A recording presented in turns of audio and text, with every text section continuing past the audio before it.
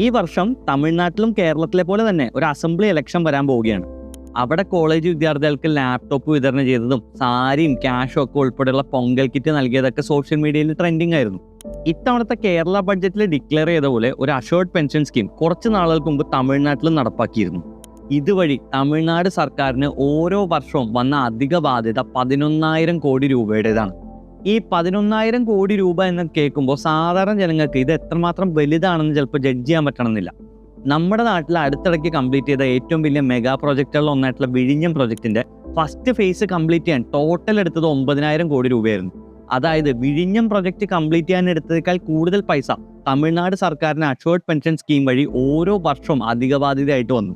തമിഴ്നാട്ടിൽ വന്ന അധിക ബാധ്യതയായിട്ടുള്ള 11,000 കോടി രൂപ അവിടുത്തെ ടോട്ടൽ നമ്പർ ഓഫ് എംപ്ലോയീസ്, അതിന്റെ ഏകദേശം പകുതി നമ്പർ ഓഫ് എംപ്ലോയീസ് ആണ് കേരളത്തിലുള്ളത്. ഓൾമോസ്റ്റ് സിമിലർ സാലറിയാണ് രണ്ട് സംസ്ഥാനങ്ങൾ നൽകുന്നത്.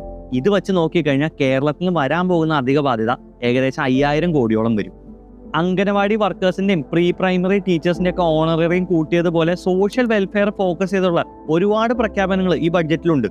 ഒരു സർക്കാർ എന്തായാലും ചെയ്തിരിക്കേണ്ട കാര്യങ്ങളൊക്കെ തന്നെയാണ് ഇതെല്ലാം. പക്ഷേ ഇതെല്ലാം നടപ്പാക്കാനുള്ള സാമ്പത്തിക സ്ഥിതി ഇപ്പോൾ കേരളത്തിനുണ്ടോ? അതുപോലെ തന്നെ ഇത് ഡിക്ലെയർ ചെയ്യുന്ന ടൈമിംഗ്, അത് രണ്ടുമാണ് ഇവിടുത്തെ പ്രശ്നം. മാത്രമല്ല കേരളം ഫേസ് ചെയ്യുന്ന ഒരു പ്രശ്നം, നമ്മുടെ ചെലവുകൾ വർദ്ധിക്കുന്ന രീതിയിൽ നമ്മുടെ വരുമാനം ഇൻക്രീസ് ചെയ്യുന്നില്ല.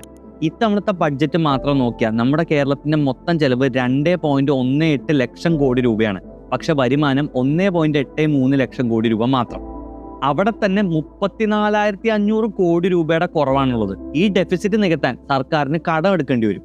ഇനി സർക്കാർ ചെലവാക്കുന്ന 2.18 ലക്ഷം കോടി രൂപയിൽ വികസനം അഥവാ ഡെവലപ്മെന്റിന് വേണ്ടിയുള്ള എക്സ്പെൻഡിച്ചർ അഥവാ ക്യാപിറ്റൽ എക്സ്പെൻഡിച്ചർ എത്രയാണെന്ന് അറിയാമോ? വെറും 31,000 കോടി രൂപ മാത്രം. അപ്പോൾ ബാക്കിയുള്ള 1,87,000 കോടി രൂപയോ? അതിന്റെ 70% സർക്കാർ സ്പെൻഡ് ചെയ്യുന്നത് സാലറി കൊടുക്കാനും പെൻഷൻ കൊടുക്കാനും എടുത്ത ലോണിന്റെ ഇൻട്രസ്റ്റ് തിരിച്ചടയ്ക്കാനും വേണ്ടിയാണ്. കേരള ഗവൺമെന്റ് കിഫ്ബി വഴി ഇൻഫ്രാസ്ട്രക്ചർ പ്രോജക്ട്സിന് വേണ്ടി ഒരുപാട് ലോൺസ് റേസ് ചെയ്തിട്ടുണ്ട്. കിഫ്ബി വഴി എടുത്ത ഈ ലോണുകളുടെ റീപേയ്മെന്റ്സും ആ ലോണുകളുടെ ഹൈ ഇൻട്രസ്റ്റ് റേറ്റ്സും പിന്നീട് മസാല ബോണ്ട് വഴി ലണ്ടൻ സ്റ്റോക്ക് എക്സ്ചേഞ്ചിൽ പൈസ റേസ് ചെയ്യാൻ ശ്രമിച്ച് ഫെയിൽ ചെയ്തതൊക്കെ സർക്കാരിന്റെ സാമ്പത്തിക പ്രതിസന്ധി കൂട്ടിയിട്ടുണ്ട്. ശരിക്കും ഈ അവസ്ഥയിൽ സർക്കാർ ഫോക്കസ് ചെയ്യേണ്ടത് ടാക്സ് റവന്യൂ ഇൻക്രീസ് ചെയ്യാനുള്ള ശ്രമങ്ങളാണ്. 2023 CAG റിപ്പോർട്ടിൽ പറയുന്നത് കേരളത്തിലെ ടാക്സ് കളക്ഷൻ വീക്കാണെന്നും 28,000 കോടിയോളം രൂപ ടാക്സ് കളക്ഷനിൽ പെൻഡിങ് ഉണ്ടെന്നുമാണ്. റവന്യൂ ഇൻക്രീസ് ചെയ്യാൻ സാധിച്ച സർക്കാരിന് ഫിനാൻഷ്യൽ സ്ട്രെയിൻ ഇല്ലാതെ ഈ പ്രഖ്യാപനങ്ങളൊക്കെ കൃത്യമായിട്ട് നടപ്പാക്കാൻ സാധിക്കും. അല്ലെങ്കിൽ ഇതെല്ലാം ചെയ്യാൻ വേണ്ടി ലോൺ എടുക്കേണ്ടി വരും.